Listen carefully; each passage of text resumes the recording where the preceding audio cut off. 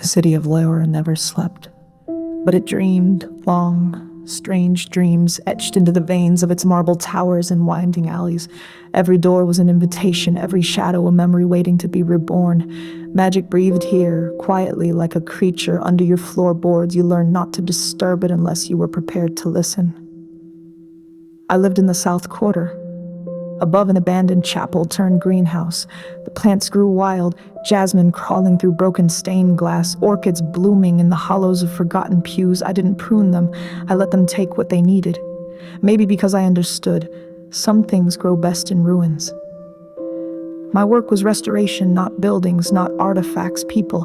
The kind who came to me with curses in their blood and secrets lodged between ribs. I read auras the way others read maps, fingers hovering just above skin, interpreting the color of grief like it was a language. My clients were often too afraid to speak. They didn't have to. One night, in the middle of the first heat storm of the season, the bell rang at the door. He was soaked through, though no rain had fallen. Eyes pale as lightning, a scar along his neck like someone had tried to cut his voice from him. He handed me a coin I hadn't seen in decades, obsidian, marked with the sigil of House Miravalli. That name hadn't been spoken in Liora since the palace fire, since the king died, since the heir vanished. I should have refused him. Instead, I let him inside. He didn't give me a name. Not then, not the next day or the next. He returned again and again, letting me read the fractured glow of his spirit, which flickered like a candle trapped in wind, always on the edge of disappearing. I couldn't fix him, but I understood him. There was something in him that knew silence better than sound, something that hummed beneath his skin, old magic, deep magic, the kind that came with a price written in blood. Over time, he began to speak in fragments, a war that never ended, a brother who died with a sword in his hand and a lie on his lips, a kingdom cursed to forget its rightful line, and someone, a girl with ember-colored hair and a voice like dusk, who betrayed him in the end. One night, as the city lights blinked like fireflies through the storm glass windows, he whispered, "Do you believe a soul can fracture so badly it becomes someone else?" "Yes," I said, because I had. There were years I couldn't remember, scars I didn't recognize. I woke from dreams with languages in my mouth I'd never learned. My memories were patchwork, my past a locked room, and still he felt familiar. Dangerously so.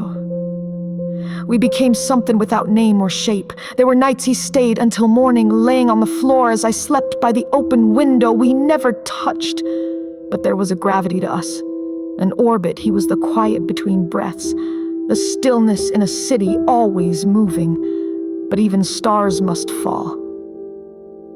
One evening, I found him sitting in the chapel holding one of the broken prayer tablets.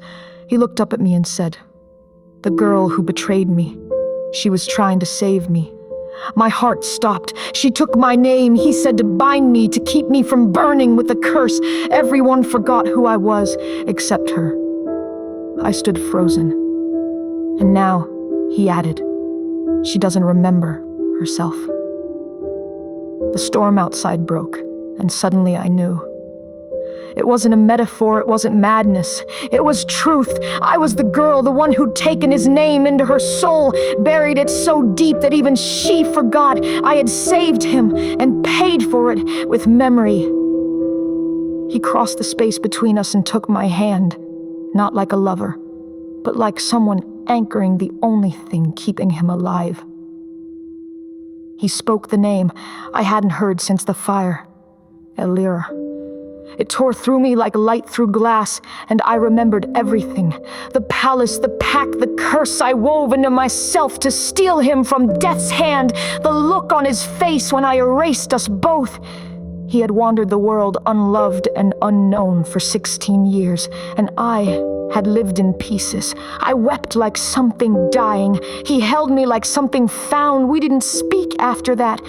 There was no need. The city began to change around us, colors more vivid, music deeper, magic waking like an old god stirred by prayer. Liora remembered, and so did we, but we didn't reclaim the palace. We didn't undo the curse. Some things aren't meant to be rewritten. We built something quiet instead. A garden where people came not to forget but to forgive. He teaches children how to listen to magic again.